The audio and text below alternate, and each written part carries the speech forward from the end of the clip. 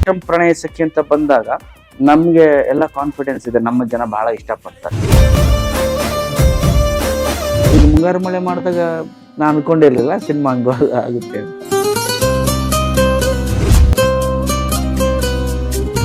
ಕಂಟೆಂಟೇ ಚೆನ್ನಾಗಿಲ್ಲ, ಸುಮ್ಮನೆ pan India ಅಂದ್ರೆ that doesn't work like that. ಒಳ್ಳೆ ಸಿನಿಮಾವನ್ನ ಮಾಡಿದ್ರೆ ಎಲ್ಲ ಕಡೆ ಹೋಗುತ್ತೆ.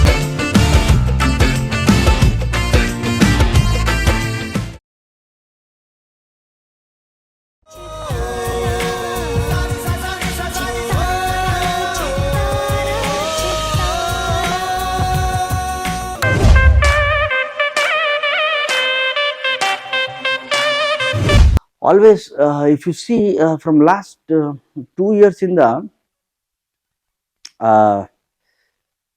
ಮ್ಯೂಸಿಕ್ ಸ್ವಲ್ಪ ಆಬ್ಸೆಂಟ್ ಇದೆ, ಕರೆಕ್ಟ್, ಸಿನಿಮಾಗಳಲ್ಲಿ. ಆ್ಯಂಡ್ ನಮ್ಮ ಇಂಡಿಯನ್ ಕಲ್ಚರಲ್ಲಿ, ನಮ್ಮ ಭಾರತೀಯ ಸಂಸ್ಕೃತಿಯಲ್ಲಿ ಮ್ಯೂಸಿಕ್ ಪ್ಲೇಸ್ ವೈಟಲ್ ರೋಲ್ ಇವರೇ ನಮ್ಮ ಎಲ್ಲರೂ ಬದುಕಲು. ಚಿಕ್ಕ ಮಕ್ಕಳಿಂದನೂ ನಾವು ಲಾಲಿ ಹಾಡು ಕೇಳಿರ್ತೀವಿ, ಅಜ್ಜಿ ಲಾಲಿ ಹಾಡು ಕೇಳಿರ್ತೀವಿ. ದೊಡ್ಡವರಾಗ್ತಾ ಆಗ್ತಾ ತಮ್ಮನೋ ತಂಗಿಗೆ ಅಜ್ಜಿನೋ ಅಮ್ಮನೋ ಹಾಡ್ತಿರ್ತಾರೆ, ಅದನ್ನು ಕೇಳ್ತಾ ಇರ್ತೀವಿ. ಆ್ಯಂಡ್ ಇಂಡಿಯನ್ ಇನ್ಸ್ಟ್ರೂಮೆಂಟ್ ಏನಿದೆ, ತಬಲಾ, ಇಂಡಿಯನ್ ಇನ್ಸ್ಟ್ರೂಮೆಂಟ್ ಏನು ಕರಿತೀವಿ, ಅವೆಲ್ಲ ನಮ್ಮ ಮನಸ್ಸಲ್ಲಿ ಹಾಗೆ ಇರುತ್ತೆ. ಸೊ ನನಗೆ ಯಾವಾಗಲೂ ಸಾಂಗ್ಸ್ ಅಂದರೆ ಭಾಳ ಇಷ್ಟ. ಅಂದರೆ ಒಂದು ಸಾಂಗಲ್ಲಿ ನೀವು ಸುಮಾರು ವಿಷಯಗಳನ್ನ ಹೇಳ್ಬೋದು. 10 ಸೀನಲ್ಲಿ ಹೇಳೋದನ್ನು ನೀವು 1 ನಿಮಿಷ ಸಾಂಗಲ್ಲಿ ಹೇಳ್ಬೋದು. ಸೊ ಆ ಥರದಲ್ಲಿ I am very lucky fellow. ಒಳ್ಳೊಳ್ಳೆ ಸಾಂಗ್ ಸಿಕ್ಕಿದೆ, ಬಿಕಾಸ್ ನನಗೆ ತುಂಬ ಇಷ್ಟ ಇರೋದ್ರಿಂದ ಒಳ್ಳೊಳ್ಳೆ ಸಾಂಗ್ ಸಿಕ್ಕಿದೆ ಅಂದ್ಕೊಂಡಿದ್ದೀನಿ. ಸೊ ಈ ಸಿನಿಮಾಲಿ ಮ್ಯಾರೇಜ್ ಇಸ್ ಫಿಕ್ಸ್ಡ್ ಆ ಸಾಂಗ್ ಬಂತು, ಚೆನ್ನಾಗಿ ಹೋಯಿತು. ಆ್ಯಂಡ್ ಚಿನ್ನಮ್ಮ ನೆಕ್ಸ್ಟ್ ಲೆವೆಲ್ಗೆ ಹೋಯಿತು. ಸೊ ನಮ್ಮ ಪ್ರಕಾರ ದ್ವಾಪರ ಚಿನ್ನಮ್ಮ ಥರನೇ ಹಿಟ್ ಆಗುತ್ತೆ ಅಂತ ತಲೆಯಲ್ಲಿ. ಬಟ್ ನಾನು ಫ್ರ್ಯಾಂಕಾಗಿ ಹೇಳ್ತಾ ಇದ್ದೀನಿ, ನಾನು ಅಂದ್ಕೊಂಡಿರಲಿಲ್ಲ ಇದು ಬಂದು 24 hours ಮಿಲಿಯನ್ ಗಟ್ಟಲೆ ಹೋಗ್ಬಿಡುತ್ತೆ, ಟ್ರೆಂಡ್ ಆಗ್ಬಿಡುತ್ತೆ, ಆ ಥರದ್ದು ರೀಲ್ ಆಗ್ಬಿಡುತ್ತೆ ಅಂತ. That's the power of music. And ಆ ಪದ ಇದೆಯಲ್ಲ, ದ್ವಾಪರ, ಆ ಪದ ಏನು, ಆ್ಯಂಡ್ ನಾಗೇಂದ್ರ ಪ್ರಸಾದ್ ಅವರ ಲಿರಿಕ್, ನಾನೇ ಶ್ರೀಕೃಷ್ಣ ನೀನೇ ನನ್ನ ಭಾಮೆ ಅನ್ನೋ ದೋಸ್ ವರ್ಡ್ಸ್, ಅದು ಎಲ್ರಿಗೂ ಗೊತ್ತಿರೋದಲ್ಲ, ಅದನ್ನು ಎಷ್ಟು ಚೆನ್ನಾಗಿ ಪೋಣಿಸಿ ನಿಮಗೆ ಕೇಳಿಸಿದ್ದಾರೆ. ಸೊ ಇದೆಲ್ಲ ಕೂಡಿ ಚೆನ್ನಾಗಾಗಿದೆ. ಆ್ಯಂಡ್ ಪ್ಲಸ್ ಎಲ್ಲದಕ್ಕೂ ಹೆಚ್ಚು ನಮ್ಮ ಶ್ರೀನಿವಾಸ ರಾಜು ಅವ್ರಿಗಿರೋವಂತಹ ಮ್ಯೂಸಿಕ್ ಸೆನ್ಸ್. ನಮ್ಮ ಮುಹೂರ್ತದ ದಿನ ಇವ್ರ ಹತ್ರ 5 ಸಾಂಗ್ ಇತ್ತು ಇವ್ರ ಕೈಯಲ್ಲಿ ಟ್ಯೂನು, ಲಿರಿಕಲ್ ಇನ್ನೂ ಆಗಿರಲಿಲ್ಲ. ಸೊ ನನಗೆ ಫಸ್ಟ್ ಕೇಳಿಸಿದ್ದು ಮ್ಯಾರೇಜ್, ಚಿನ್ನಮ್ಮ, ಆಮೇಲೆ ದ್ವಾಪರ ಸಾಂಗ್ ಕೇಳಿಸಿದ್ರು. ಸೊ ದ್ವಾಪರ ಸಾಂಗ್ ಕೇಳ್ತಾ ಅವ್ರು ಹೇಳಿದರು, this will become one of the biggest hit sir, Chinnamma and ದ್ವಾಪರ ಅಂತ. ಸೊ ಅವ್ರ ಪ್ರಕಾರ ದ್ವಾಪರ ಫಸ್ಟ್, ಚಿನ್ನಮ್ಮ ಸೆಕೆಂಡ್. ನನ್ನ ಪ್ರಕಾರ ಚಿನ್ನಮ್ಮ ಫಸ್ಟ್, ದ್ವಾಪರ ಸೆಕೆಂಡ್. ಬಟ್ ಅಲ್ಟಿಮೇಟ್ಲಿ ಜನಗಳಿಗೆ ಇಷ್ಟ ಆಯ್ತಲ್ಲ ಅನ್ನೋದೇ ನಮಗೆ ಒಂದು ಹ್ಯಾಪಿನೆಸ್.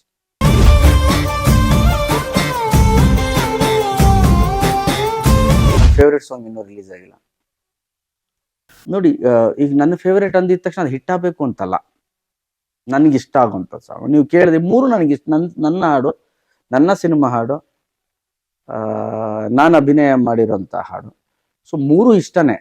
ಆ್ಯಸ್ ಎ ಫೇವ್ರೇಟ್ ಅಂತ ಕೇಳಿದ್ರೆ ಸಿನಿಮಾಲಿ ಎಲ್ಲ ಸಾಂಗು ಫೇವ್ರೇಟ್. ಬಟ್ ಒಂದು ಪರ್ಸ್ನಲ್ ಫೇವ್ರೇಟ್ ಅಂತ ಇರುತ್ತಲ್ಲ, ಗೋಲ್ಡನ್ ಸ್ಟಾರ್ಗಲ್ಲ, ಗಣೇಶ್ಗೆ ಅಂತ ಒಂದು ಇರುತ್ತಲ್ಲ. ಸೊ ಆ ಥರದಲ್ಲಿ ಚಿತ್ರಾ ಮೇಡಮ್ ಒಂದು ಹಾಡು ಹಾಡಿದ್ದಾರೆ, ಅದು ಬಂದ್ಬಿಡ್ಲಿ. ಆ ಸಾಂಗ್ ಭಾಳ ಇಷ್ಟ. ಮೇ ಬಿ ಚಿತ್ರಾ ಮೇಡಮ್ ಅವರ ಧ್ವನಿ ಕೇಳಿ ಆಗಿರ್ಬೋದು, ಬಿಕಾಸ್ ನಾವು ಅವ್ರ ಸಾಂಗನ್ನೇ ಕೇಳಿ ಬೆಳೆದವರು. ಆ್ಯಂಡ್ ಕವಿರಾಜ್ ಅವ್ರ ಲಿರಿಕ್ಸು ಬ್ಯೂಟಿಫುಲ್. ನನಗೆ ಆ ಸಾಂಗ್ ಪರ್ಸ್ನಲಿ ತುಂಬ ಇಷ್ಟ.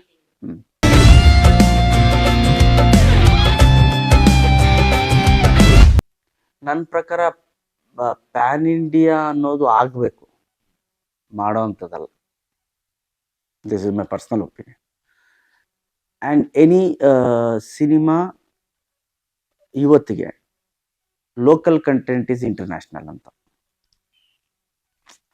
ನಮ್ಮತನದ ಕಥೆಯನ್ನ ನನಗೆ ಬೇರೆ ಕಡೆ ತಗೊಂಡು ಹೋಗ್ಬೇಕು ಹೊರತು ಬೇರೆ ಕತೆ ತಂದು ನಾನು ಮಾಡಿ ಅದನ್ನ ನಾನು ಪ್ಯಾನ್ ಇಂಡಿಯಾ ಅನ್ನಕ್ಕೆ ನನಗೆ ಆಗಲ್ಲ. ನಾನು ನನ್ನ ಮಣ್ಣಿನ ಗುಣನ, ನನ್ನ ಜಾನಪದ ಕಥೆನ ಮಾಡಿ ಅದು ಪ್ಯಾನ್ ಇಂಡಿಯಾದಾಗ ಖುಷಿ ಪಡ್ತೀನಿ ನಾನು. ಸೊ ನನಗೆ ಅಷ್ಟು ಕ್ರೇಜು ಗೀಜು ಅನ್ನೋದೆಲ್ಲ ಸೆಕೆಂಡ್ರಿ. ನನಗೇನು ಅಂದ್ರೆ ಒಂದು ಸಿನಿಮಾ ಆದ್ರೆ ಕಲೆಗೆ ಲ್ಯಾಂಗ್ವೇಜ್ ಇಲ್ಲ ನೋಡಿ, ಬರೀ ನಾವು ಬೇರೆ ಬೇರೆ ಲ್ಯಾಂಗ್ವೇಜ್ ಫಿಲ್ಮ್ ಮಾಡ್ತೀವಿ, ಎಕ್ಸ್ಪ್ರೆಷನ್ಗೆ ಏನಿಲ್ಲ. ಸೊ ಕೃಷ್ಣಂ ಪ್ರಣಯ ಸಖಿ ಅಂತ ಬಂದಾಗ ನಮ್ಗೆ ಎಲ್ಲ ಕಾನ್ಫಿಡೆನ್ಸ್ ಇದೆ, ನಮ್ಮ ಜನ ಬಹಳ ಇಷ್ಟಪಡ್ತಾರೆ ಅಂತ. ನಮ್ಮವ್ರು ಇಷ್ಟಪಟ್ರೆ ಎಲ್ಲ ಕಡೆ ಸಲ್ಲುತ್ತೆ ಸಿನಿಮಾ ಅಂತ. ಆಮೇಲೆ ನೋಡೋಣ ಡಬ್ ಮಾಡೋದು ಬೇರೆ ಬೇರೆ ಲ್ಯಾಂಗ್ವೇಜ್ಗೆ ಅಂತ. ಸೊ ಫಸ್ಟ್ ನನ್ನ ಕಾನ್ಸಂಟ್ರೇಷನು ನನ್ನ ಮಾರ್ಕೆಟ್, ನನ್ನ ಸಿನಿಮಾ, ನನ್ನ ಭಾಷೆ. ಇಲ್ಲಿ ಚೆನ್ನಾಗಾದ್ರೆ ಅದ್ರ ಪಾಡ್ಗದು ಹೋಗುತ್ತೆ. ಈಗ ಮುಂಗಾರು ಮಳೆ ಮಾಡಿದಾಗ ನಾನು ಅನ್ಕೊಂಡಿರ್ಲಿಲ್ಲ ಸಿನಿಮಾ ಹಂಗ ಆಗುತ್ತೆ ಅಂತ. ಅದು ಮಾಡಿದಾಗ ಅದ್ರ ಪಾಡ್ಗದು ಎಲ್ಲ ಲ್ಯಾಂಗ್ವೇಜ್ಗೂ ರೀಮೇಕಿಗೆ ಹೋಯ್ತು.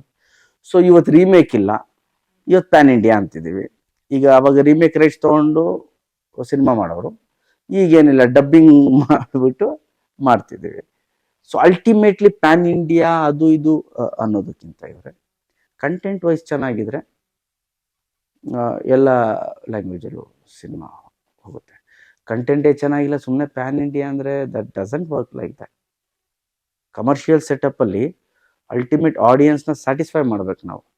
ಸ್ಯಾಟಿಸ್ಫೈ ಹೆಂಗೆ ಮಾಡ್ತೀವಿ ಅಂದರೆ ಅವ್ನು ಏನು ಜಾಸ್ತಿ ನೋಡಿರಲ್ವೋ, ಇಲ್ಲ ಗೊತ್ತಿರಲ್ವೋ, ಇಲ್ಲ ಗೊತ್ತಿರೋ ಕಥೆನ ಎಷ್ಟು interestingly without wasting his time and ಮನಿ ಎಷ್ಟು ಅವನಿಗೆ ಖುಷಿಯಾಗಿ ಹೇಳ್ತೀವೋ ಅನ್ನೋದು, ಖುಷಿ ಪಡಿಸ್ತೀವೋ ಅನ್ನೋದು ವೆರಿ ವೆರಿ ಇಂಪಾರ್ಟೆಂಟ್.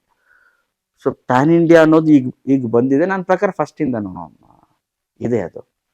ಈಗ ಮಾರ್ಕೆಟ್ ವೈಡ್ ಆಗಿರೋದ್ರಿಂದ, ಸೋಷಿಯಲ್ ಮೀಡಿಯಾ ಧಮಾಕ ಜಾಸ್ತಿ ಇರೋದ್ರಿಂದ ಸೊ ಅದೆಲ್ಲರಿಗೂ ಗೊತ್ತಾಗ್ತಾ ಇದೆ ಅಷ್ಟೆ.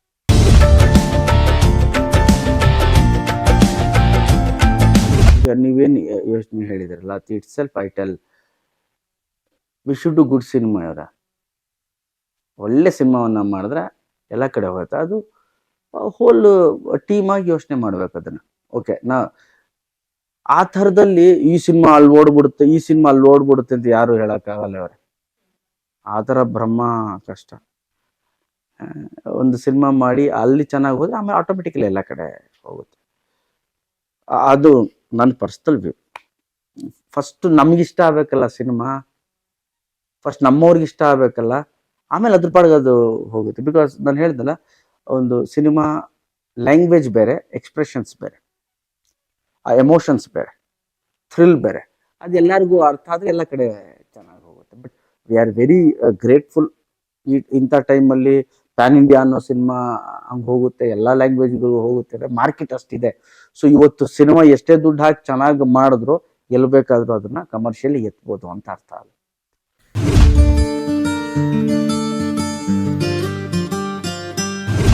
ಫ್ಯಾಂಟಾಸ್ಟಿಕ್, ತುಂಬ ಚೆನ್ನಾಗಿತ್ತು ಅದು. ದನಂಗ್ ಅನ್ನೋ ಪ್ಲೇಸಲ್ಲಿ ಮಾಡಿದ್ವಿ. ಆಮೇಲೆ ಒಂದು ಪ್ರೈವೇಟ್ ಐಲ್ಯಾಂಡ್ ಥರನೇ ಇತ್ತು, ಅಲ್ಲಿ ಮಾಡಿದ್ವಿ. ನಾನು ಅಂದ್ಕೊಂಡಿಲ್ಲ ವಿಯೆಟ್ನಾಮಲ್ಲಿ ಒಂದು ಯುರೋಪಿಯನ್ ಫ್ರೆಂಚ್ ಕಾಲೋನಿ ಅಷ್ಟು ಚೆನ್ನಾಗಿರುತ್ತೆ ಅಂತ ನಾನು ಅಂದ್ಕೊಂಡಿರಲಿಲ್ಲ. ಇಟ್ ವಾಸ್ ಗುಡ್ ಎಕ್ಸ್ಪೀರಿಯನ್ಸ್, ಭಾಳ ಖುಷಿಯಾಗಿತ್ತು. ನಾನು ಬರೀ ಲೊಕೇಶನ್ ಅಂತ ಇಲ್ಲ, ಈಗ ನೋಡಿ ನೀವು ಬಂದ ತಕ್ಷಣ ನನಗೆ ಯಾಕೆ ಇನ್ಫಾರ್ಮ್ ಮಾಡಲಿಲ್ಲ, ಫಸ್ಟೇ ನಾನು ಆ ಥರ ಮನಸ್ಸಲ್ಲಿ ಇಟ್ಕೊಂಡು ಏನು ಮಾತಾಡೋವಂಥ ಮನುಷ್ಯ ಅಲ್ಲ. ಕ್ಯಾಲ್ಕುಲೇಟಿವ್ ಸ್ಟೆಪ್ಸ್ನ ಹ್ಯೂಮನ್ ಎಮೋಷನ್ಸ್ ಜೊತೆ ಮಿಕ್ಸ್ ಮಾಡೋವನಲ್ಲ ನಾನು. ಓಕೆ, ಹಂಗೆ ಮಾಡಿದ್ರೆ ಅದು ಬಿಸ್ನೆಸ್ ಆಗ್ಬಿಡುತ್ತೆ. We are all humans. So each and every day ನನಗೆ ಹೋದ್ರೆ ಖುಷಿಯಾಗಿರಬೇಕು ಅಂತ ಅಷ್ಟೆ.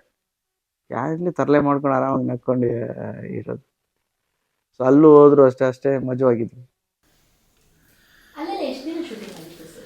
ಟೋಟಲಿ ವಿಯೆಟ್ನಾಮಲ್ಲಿ ಐ ಥಿಂಕ್ 15 days ಇದ್ದೆ. 15 days ಇದ್ದೆ.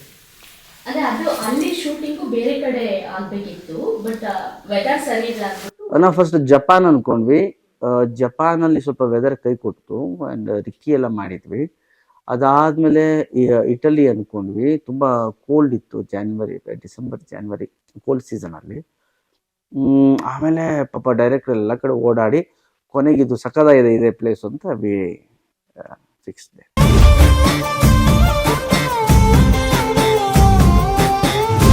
Each and every day is a special experience. You can't point out as a cinema ನೀವು ಕೇಳಿದ್ರೆ this one of the rich cinema and one of the best director ಜೊತೆ work ಮಾಡಿದ್ದೀನಿ. And ಒಟ್ಟಾರೆಯಾಗಿ it's fantastic experience. ಈ cinema ಎಲ್ಲೂ ಸ್ಟ್ರೆಸ್ಸೇ ಇರಲಿಲ್ಲ, ಯಾವ ದಿನಾನೂ ಸ್ಟ್ರೆಸ್ ಇರಲಿಲ್ಲ. ಒಂದೊಂದ್ಸಲಿ ಆಗ್ಬಿಡುತ್ತೆ, ಒಂದೊಂದು ಸಿನಿಮಾ ಆ್ಯಕ್ಟ್ ಮಾಡ್ತಿರ್ತೀವಿ, ಅಯ್ಯೋ ಬೇಗ ಮುಗಿದ್ಬಿಟ್ರೆ ಸಾಕಪ್ಪ ಈ ಸಿನಿಮಾ, ಪ್ರಾಣ ಇಂಥವ್ರಲ್ಲಪ್ಪ ಅನಿಸ್ತಾ ಇರುತ್ತೆ. ಬಟ್ ಈ ಟೀಮಲ್ಲಿ ನನಗೆ ಯಾವತ್ತೂ ಹಂಗೆ ಅನಿಸಿಲ್ಲ, ಯಾವತ್ತು ನಾಟ್ ಈವನ್ 1 ಸೆಕೆಂಡ್ ನನಗೆ ಅನಿಸಿಲ್ಲ ಆ ಥರ.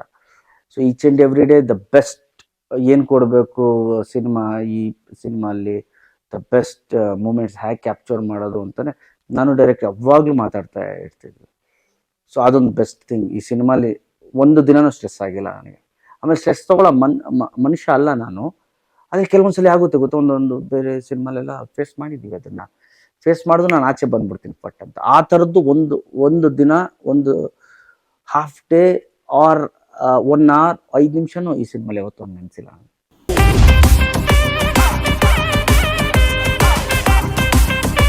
ಸಿನಿಮಾ ಅಷ್ಟೇ, ಆ ಸೀನ್ ಬಗ್ಗೆ ಚರ್ಚೆ ಅಷ್ಟೇ.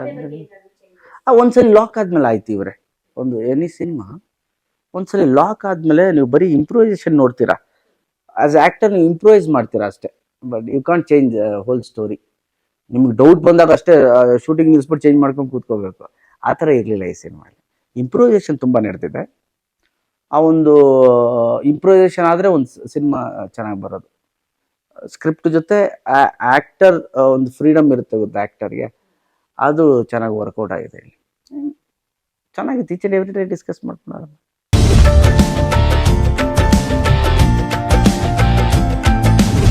ಈಗ ರಂಗಾಯಣವ್ರಿಗೂ ಅವಲ್ಲಿ ಹೇಳಿದ್ನಲ್ಲ, ಎಲ್ಲ ರಾಕ್ಷಸರೇ ಸಿನಿಮಾಲಿ ಮಹಾ ಪ್ರತಿಭೆ. ಆ್ಯಂಡ್ ರಘುವಣ್ಣ ಬಂದು ರಂಗಾಯಣದಿಂದ ಡ್ರಾಮಾಸಿಂದ ಬಂದವರು, ನಾಟಕದ ಹಿನ್ನೆಲೆ ಇರೋರು. ಸೊ ನಾನು ಡ್ರಾಮಾ ಹಿನ್ನೆಲೆಯಿಂದ ಡ್ರಾಮಾಸಲ್ಲಿ ಮಾಡಬೇಕಾದ್ರೆ ರಂಗಾಯಣ ರಘು ಅವರು ನಾಟಕದಲ್ಲಿ ದೊಡ್ಡ ಹೆಸರು. ಪುಗಳೆ ಹಂದಿ ಅಂತ ಒಂದು ಡ್ರಾಮಾ, ಗಡಿನಾಡ ಕನ್ನಡಿಗ ಅಂತ ಬರೋರು. ನಾವೆಲ್ಲ ಅವ್ರು ಡ್ರಾಮಾಸ್ ನೋಡೋಕೆ ಹೋಗ್ತಾ ಇದ್ವಿ.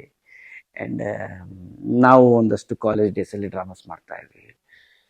ಸೊ ಆವಾಗಲೇ ಅವ್ರು ಸೀನಿಯರ್, ನಮಗೆ ಇವತ್ತು ಸೀನಿಯರೇ. ಅವ್ರ ಜೊತೆ ಆ್ಯಕ್ಟ್ ಮಾಡ್ಬೇಕಾದ್ರೆ ಒಂದು ಖುಷಿ ಇರುತ್ತೆ. ಸೀನಿಯರ್ ಆ್ಯಕ್ಟರ್, ಅವ್ರ ಡ್ರಾಮಾಸ್ಗಳು ನೋಡಿದ್ವಿ ನಾವು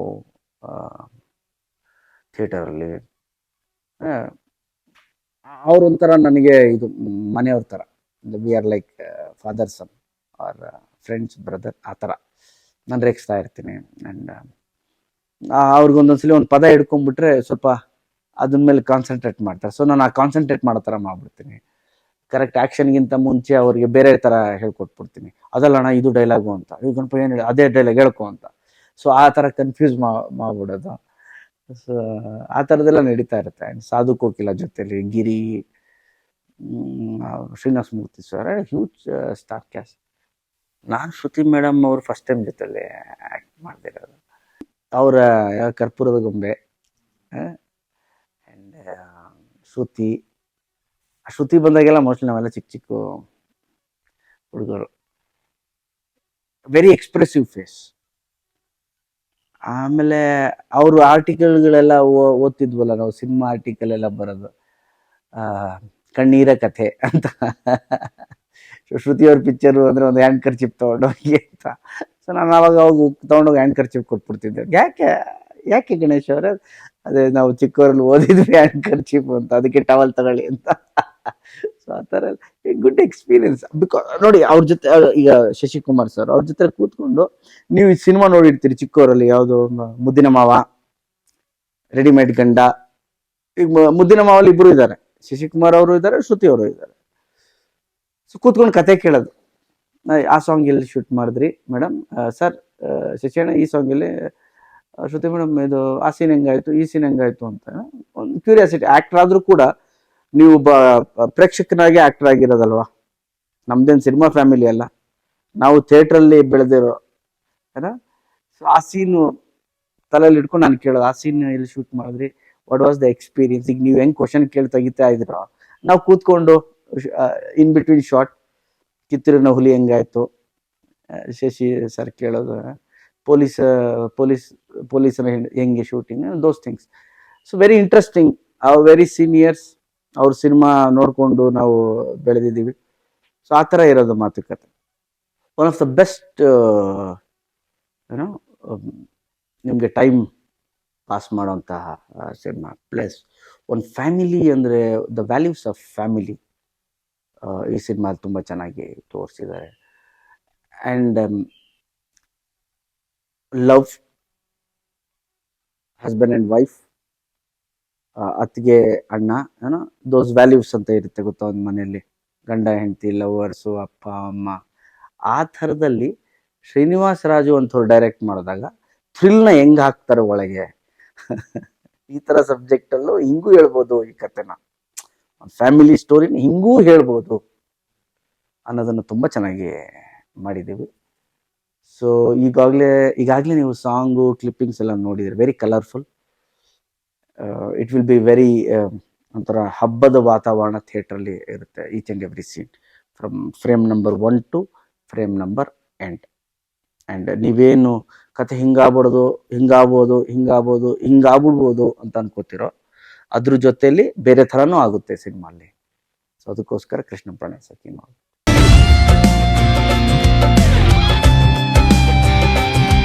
ಐಡಿಯಾನೇ ನಮ್ದು. ನಾನು ಡೈರೆಕ್ಟ್ ಕೂತ್ಕೊಂಡೇ ಮಾಡಿದ ಐಡಿಯಾ ಅದು. ಒಬ್ಬ ದೊಡ್ಡ ಶ್ರೀಮಂತ ಪೊರ್ಕೆ ಮಾಪ್ ಇಟ್ಕೊಂಡು ಕೆಲಸ ಮಾಡ್ತಾನೆ ಮನೇಲಿ ಅಂದ್ರೆ ಹೆಂಗಿರುತ್ತೆ, ಓಕೆ ಮಾಡೋಣ ಅಂತ ಹೇಳಿ ಇಬ್ರು ಡಿಸ್ಕಸ್ ಮಾಡ್ಕೊಂಡೆ ಮಾಡಿದ ಫೋಟೋ ಅದು. ಸೊ ದಟ್ ಅಷ್ಟು ಕಾಸ್ಟ್ಲಿ ಸೂಟ್ ಹಾಕ್ಕೊಂಡು ಅವ್ನು ಮಾಪ್ ಇಟ್ಕೊಂಡು ಹೋಗ್ತಿದ್ದಾನೆ ಅಂದ್ರೆ ಇನ್ನೇನು ಇವನು ಶ್ರೀಮಂತ ಆಗಿ ಬಡವನ ಥರ ನಾಟಕ ಮಾಡ್ತಾನಲ್ಲ, ಬಡವಾಗಿ ಶ್ರೀಮಂತ ಥರ ನಾಟಕ ಮಾಡ್ತಾವನ ಅನ್ನೋದೊಂದು ಬರುತ್ತಲ್ಲ ಅಂತ ಹೇಳಿ ಮಾಡಿದೆ.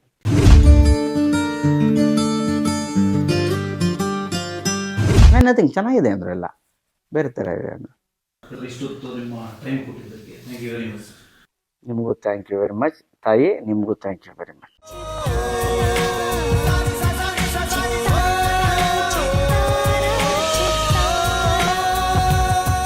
ಕನ್ನಡಿಗರ ಮನೆ ಮಾತಾಗಿರುವ ಸಿನಿ ಪತ್ರಿಕೆ ಚಿತ್ತಾರ, ಕರ್ನಾಟಕದ number 1 readers choice entertainment magazine.